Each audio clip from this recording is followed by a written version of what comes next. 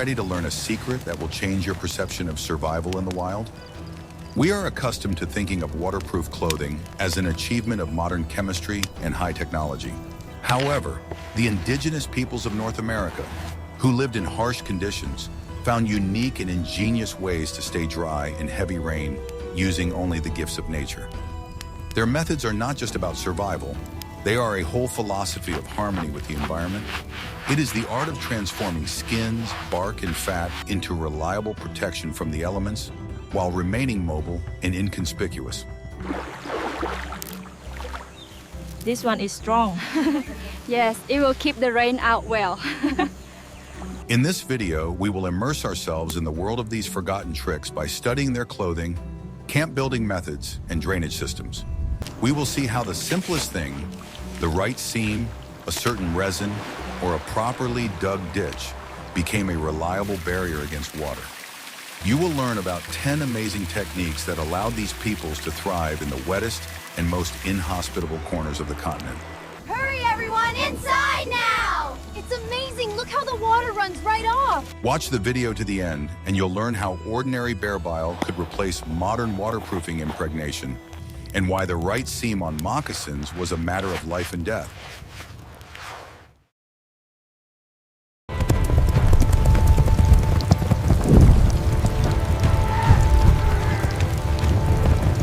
What if I told you that everything you believe was wrong? We think that rawhide and skins get wet instantly, but indigenous peoples knew how to make them completely waterproof. Stretching the hide, strong and true, making it ready, me and you. This technique, which I will reveal first, was especially important to the tribes of the Great Plains, whose clothing and teepees were made from bison or deer hides. The process of treating the hides transformed them from a porous material into a reliable and breathable barrier against rain. The main secret was the use of fat mixtures and certain natural resins. After traditional tanning, which included cleaning, removing hair, and softening, the hides were impregnated with a special compound that made them impervious to moisture. Animal fat from bears, bison, or deer was used as a base and mixed with other ingredients that improved water repellency and elasticity. One of the most effective additives was bear bile, which when mixed with fat created a thick, sticky, and very water-resistant emulsion. This mixture was rubbed into the skin with great care, often by hand, until the material was completely saturated. The treatment took time and effort, but the result was worth it. Clothing and shelters could withstand weeks of heavy rain. Such mixtures not only repelled water, but also made the leather softer and more flexible. This was critically important for clothing, which should not restrict the movements of a warrior or hunter. Impregnated leather cracked less and lasted longer, which was especially valuable in conditions of limited resources. Thus, the impregnation served two functions at once: waterproofing and preserving the material. Make sure this section is fully covered. Yes, it needs more resin here. Pull harder on your side. Red ochre powder or other mineral pigments were used to add extra water resistance and color. When mixed with fat, ochre not only created a beautiful reddish hue, but also compacted the fibers of the leather, increasing its resistance to water penetration. This technique was widespread among tribes such as the Lakota and Cheyenne, who are known for their richly decorated clothing. For shoes and other small items requiring maximum waterproofing, an impregnation of coniferous tree resin was sometimes used. The resin was collected, heated, and mixed with fat to form a thick mass. This mixture was applied to seams in the most vulnerable areas, creating a kind of natural sealant. This was important for moccasins, which had to protect the feet from cold and moisture. The Iroquois and other tribes of the eastern woodlands also used treated tree bark, especially birch bark, as a waterproof layer for their shelters. The bark itself is very resistant to water, but its seams and joints were also coated with resin to ensure complete waterproofing. This allowed their longhouses to remain dry inside. It was thanks to this treatment of the skins that the tribes of the Great Plains were able to withstand not only rain but also strong winds while remaining warm and dry. It is interesting to see how this topic is perceived in different parts of the world. Where are you from? What do you think about this approach to creating waterproof clothing? Write about it in the comments.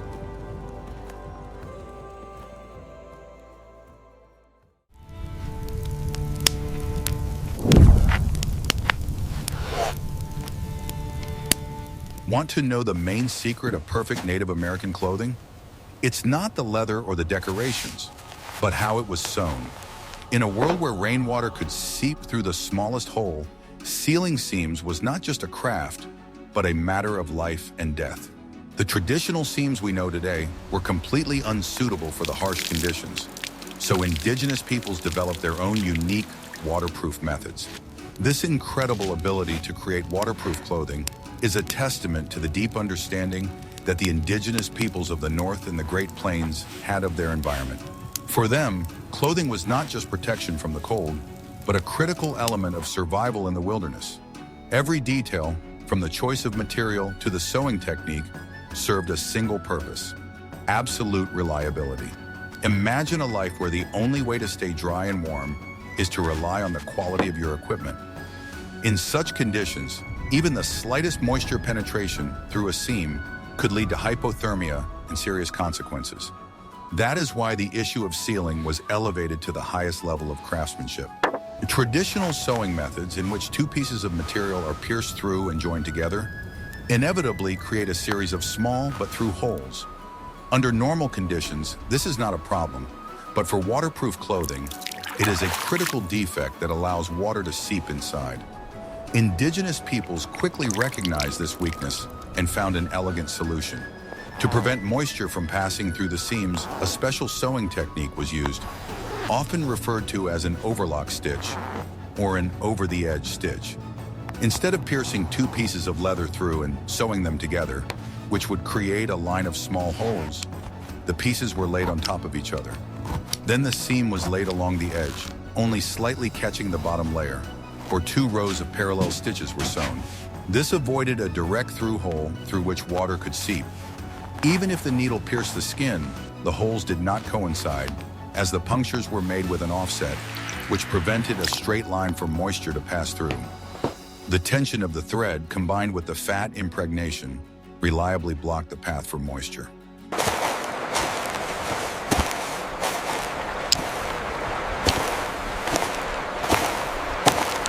It is important to note that this method of sewing not only ensured tightness, but also significantly increased the strength of the joint itself.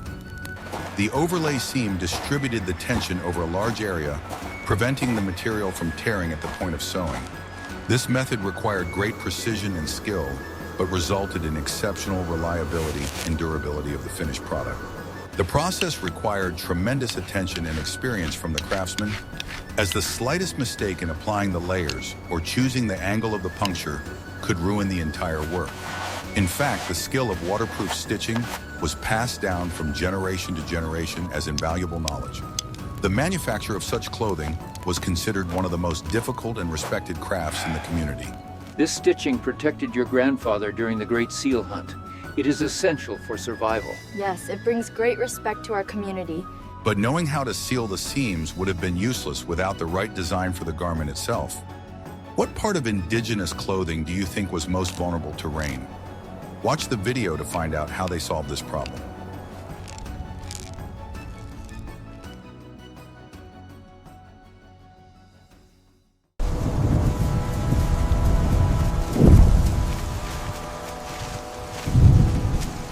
You've definitely never heard of this unique secret. If you imagine Native American clothing, you'll see that many tribes wore ponchos or capes with wide hoods, often made of waterproof, oiled leather.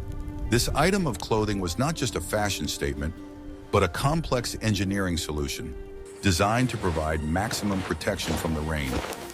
The genius of the design lay in minimizing seams and maximizing coverage. The poncho, or cloak, was the ideal solution for protecting the upper body. It was made from a single large piece of hide, with a hole cut out in the center for the head. The absence of shoulder seams meant there were no vulnerable spots for leaks. Water simply ran down the smooth surface without lingering. The hood is another element that has been perfected.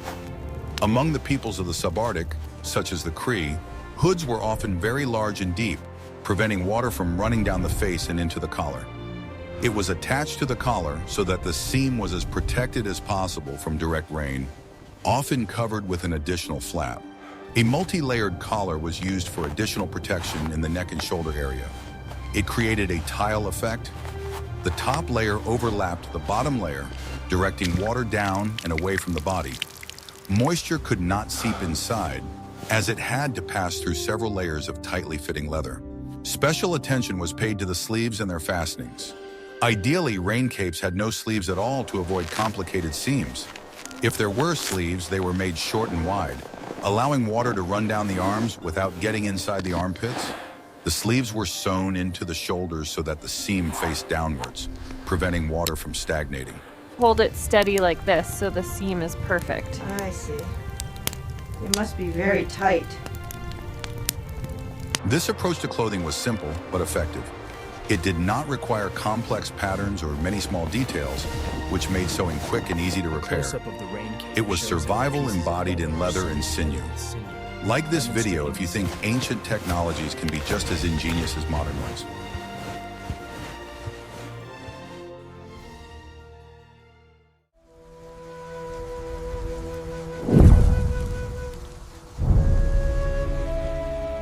What you are about to learn will change your perception of nomadic life. Many people think that nomadic camps were just random clusters of teepees on the ground. In fact, setting up camp, especially in rainy weather, was a science in itself. One of the most important techniques was raising the floor of the dwelling and carefully organizing the fire pit. We are lucky to have this fire tonight. Yes, and the raised floor keeps the dampness away.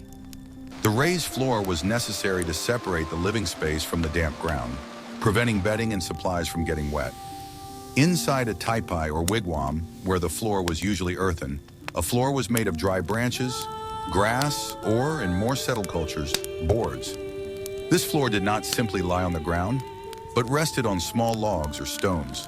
This created an air gap between the floor and the ground, allowing moisture to evaporate and preventing cold from rising from below. The flooring was also covered with a thick layer of dry grass, or skins, which improved thermal insulation. As a result, despite the dampness outside, the shelter remained relatively dry and warm inside. The fire pit also required special attention. It was not simply dug in the center of the dwelling, but was often lined with stones or clay to prevent moisture from seeping in from the sides. This was especially important in conditions where groundwater could be close to the surface. In some cases, a drainage layer of fine gravel or sand was placed under the fire pit. This layer helped to drain any accidentally spilled water or condensation, preventing the fire from going out. A dry fire was vital not only for warmth, but also for drying clothes and cooking food. These simple but effective measures allowed nomadic and sedentary tribes to create dry and comfortable conditions, even in the heaviest rain. They understood that the enemy was not only rain from above, but also moisture from below. How did they cope with the terrible weather? In the next chapter, you will learn how they ensured perfect drainage from their dwellings.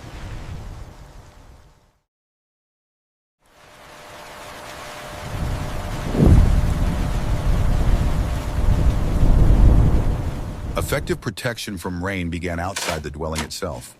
Indigenous peoples knew that the biggest problem in rainy weather was not the water falling from the sky, but the water flowing on the ground. Therefore, setting up camp always included the creation of a well-designed drainage system. First, a shallow but wide drainage ditch was dug around the teepee or wigwam. This ditch was located about a meter away from the walls and had a slight slope. Its main purpose was to intercept rainwater flowing down the walls of the shelter, as well as surface runoff flowing from higher areas of land. The ditch directed the water away from the camp towards natural drains, streams, or simply to lower areas of the terrain. It was important that the water did not stagnate in the ditch, but was constantly drained away. This prevented the soil around the dwelling from becoming oversaturated and helped to keep the interior dry. If the camp was set up on a slope, a drainage ditch was also dug higher up the slope, around the entire perimeter. This ditch protected the camp from a large flow of water that could form higher up the slope. It redirected this flow, preventing it from passing through the living area. For eastern woodland tribes such as the Iroquois, who built longhouses, drainage was even more complex. A raised mound of earth was created around the foundation of the building to prevent water from entering the house directly. Rainwater flowed from the roof to the ground and was then diverted away by this mound. This system of ditches and slopes was an invisible but extremely effective part of the camp infrastructure. It allowed for dry and healthy living conditions, even during heavy rains, demonstrating a deep understanding of the hydrology of the area.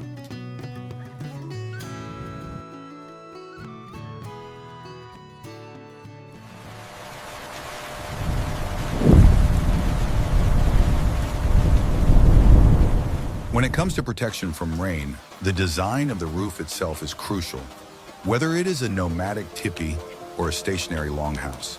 Indigenous peoples knew that water should not simply be retained, but quickly and efficiently drained away. Their shelters were designed to use gravity to combat moisture. The tipis of the Great Plains tribes were a perfect example of a conical roof that provided rapid water drainage. The steep angle of the slope allowed rain to run off almost immediately. Water that fell on the oiled bison hide instantly rolled down into a drainage ditch. The design with smoke vents at the top of the teepee was also part of the system. The vents could be adjusted with long poles, and their position changed depending on the direction of the wind and rain. In rainy weather, they were positioned to protect the opening from direct water contact, while still allowing smoke to escape. In the case of the longhouses of the Iroquois and other forest tribes, the roofs were gabled and had a significant slope. The material used was layers of birch bark or elm bark, which were laid in the same way as tiles. Each upper sheet overlapped the lower one, preventing water from seeping through. The bark was secured with long wooden slats and tied with bast or fibers. These slats not only held the bark in place, but also created small drainage grooves on the roof surface. It was a very reliable and durable covering. An important trick was the underlayment beneath the main roof covering. In longhouses, a layer of reeds or dry grass was often placed under the bark, which served as additional insulation and absorbed any moisture that might seep through the joints. This created a second internal barrier. Protruding eaves or roof overhangs were also part of the design. They diverted water away from the walls, preventing them from getting wet. Damp walls, especially in wooden structures, quickly began to rot and became a source of dampness inside. Thus, the roof construction was not just a protection, but an active self-cleaning system for water. The slope, multi-layering, and proper overlapping of materials worked together to keep the dwelling dry. This architectural wisdom shows that indigenous peoples did not simply build, but design their dwellings with climatic conditions in mind. They understood that roof slope is one of the most effective tools in combating rain. What do you think was the main problem with the nomadic lifestyle that even the most reliable roof could not solve?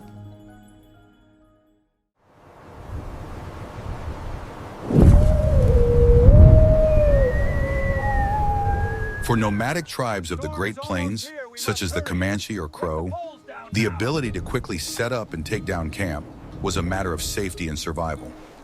Their protection from rain had to be not only effective, but also as mobile as possible. Teepees were the perfect answer to this need. Teepees were not just tents, but complex engineering structures designed specifically for the dynamic life of the plains and capable of withstanding the harshest weather conditions.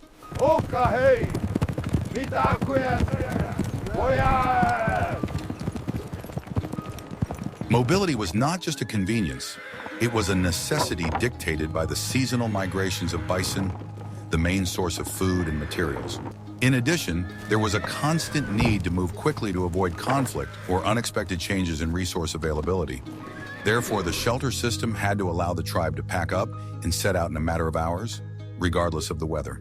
The tipi excelled at this task, providing reliable shelter in all weather conditions, from scorching sun to snowstorms and heavy downpours. Its conical shape provided exceptional wind resistance, and the smoke vent at the top could be adjusted depending on the direction of the wind and rain.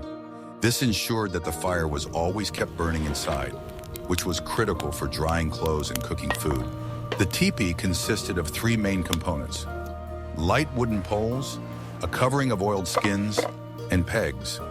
The poles that made up the frame were usually harvested in wooded areas and were carefully matched in length and weight to ensure ease of transport.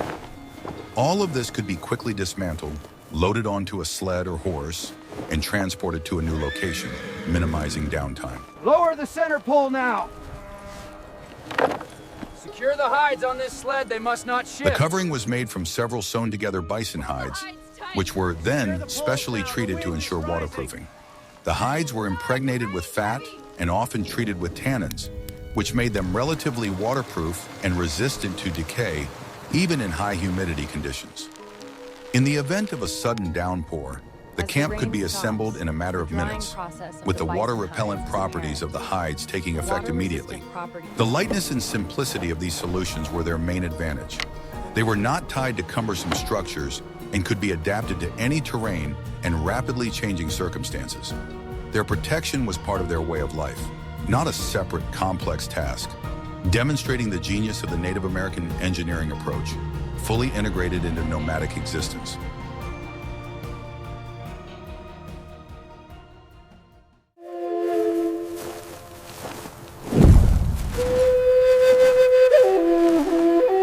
Staying dry in the rain is only half the battle.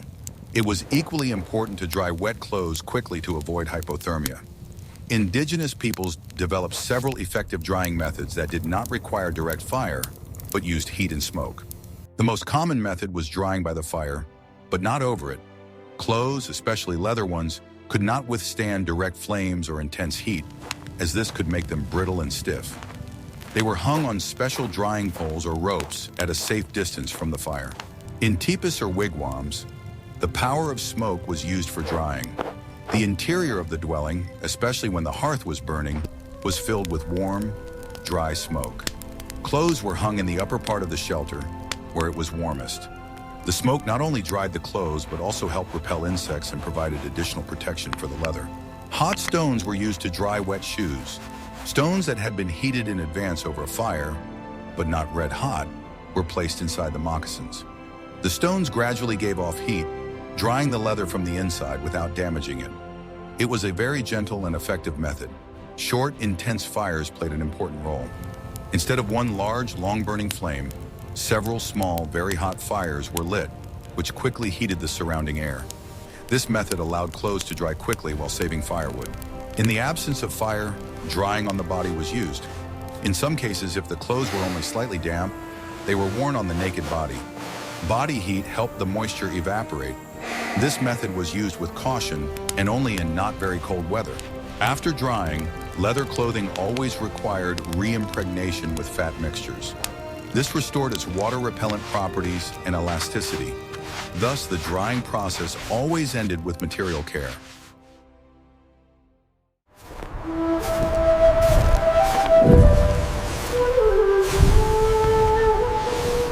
The principle of layering in clothing is not a modern invention, but ancient wisdom of indigenous peoples, proven over millennia in harsh conditions.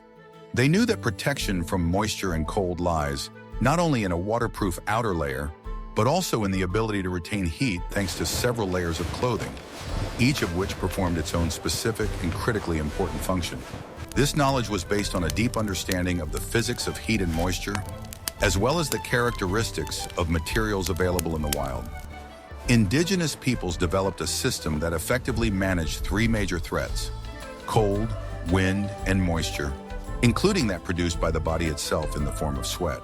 They created a kind of portable, adjustable climate control system that allowed the body to maintain an optimal temperature regardless of external conditions.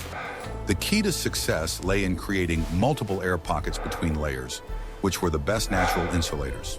The layer closest to the body was usually made of soft deer skin, finely tanned and very elastic, or processed plant fibers such as kenaf or nettle, depending on the region. Its main function was to wick moisture away from the skin. This layer had to be dry and breathable. The need to wick away moisture was dictated by the understanding that sweat, cooling on the skin, sharply lowers body temperature, which in cold weather can lead to hypothermia. Moisture from sweat could be as dangerous as rainwater, as wet clothing lost its insulating properties. Therefore, the inner layer was often made of materials with high capillary properties, which quickly absorbed moisture from the skin surface and transferred it to the outside, where it could evaporate. This ensured dry skin and constant comfort, even during intense physical activity such as hunting. The second insulating layer was made of thicker skins, often with the wool or fur left on, such as beaver, fox, or young deer skins. This layer was the heart of the thermoregulation system and was responsible for retaining heat. The air trapped between the hairs of the fur created an ideal insulator that retained body heat, similar to modern down jacket technology. The thicker and more voluminous the fur, the more air it could retain and the more effective the insulation. This layer was as voluminous and fluffy as possible. Sometimes vests or tunics sewn with fur on the inside were used as a second layer, ensuring direct contact between the soft fur and the inner moisture-wicking layer.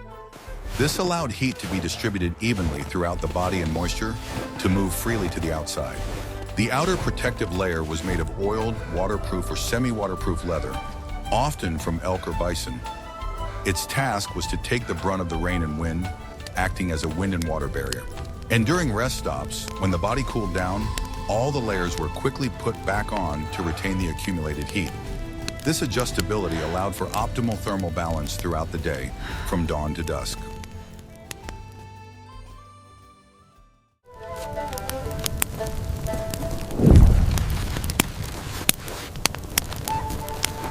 In addition to their main dwellings, indigenous peoples skillfully used temporary shelters and light shelters that could be quickly built from readily available materials. In forest regions where birch bark was abundant, it became an ideal waterproof material. Birch bark shelters were built on a simple frame of 2 or 3 poles, forming a single slope roof. Large pieces of birch bark were removed and laid on the frame like tiles, starting from the bottom. The edges of the birch bark were secured with thin branches or stones. Birch bark was ideal because it is light, durable, and completely waterproof. Its smooth surface quickly drained water. Such a canopy could be built in half an hour and provided reliable protection from even the heaviest downpour. A thick bedding of spruce branches, reeds, or dry grass was used under the canopy to insulate from the ground. The layer of branches created a small air cushion, separating the sleeper from the cold, wet ground. This was a critically important element. In marshy or reed-covered areas, such as the coast or parts of the eastern forests, reeds or rushes were used to build temporary shelters. Bundles of reeds were tightly bound together and laid in layers on the frame. The secret was in the density of the layers. The bundles acted like straw on a roof, directing water downward. Sometimes, to increase water resistance, reed canopies were coated with clay mixed with chopped grass. This created a durable, almost airtight layer that could withstand prolonged rain. Such temporary shelters were part of a strategy of minimal environmental impact. They were easy to erect and just as easy to dismantle, leaving no significant traces behind. They demonstrated that even the simplest materials can be used to create effective protection.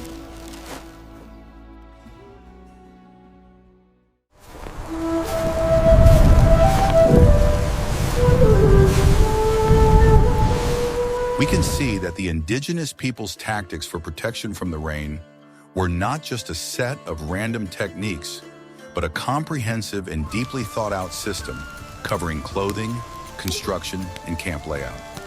They did not fight the elements, but worked with them, using the laws of nature to their advantage. This legacy is an invaluable lesson for anyone seeking harmony with nature and striving for self-sufficiency. Their experience shows that the best solutions are often the simplest and most closely connected to the earth. Which of the 10 Native American tricks for staying dry in endless rain do you find most ingenious, and why? Was it the secret of waterproof seams or the well-designed drainage of the camp? Share your opinion in the comments, and don't forget to subscribe to our channel so you don't miss out on new research into the wisdom of the past.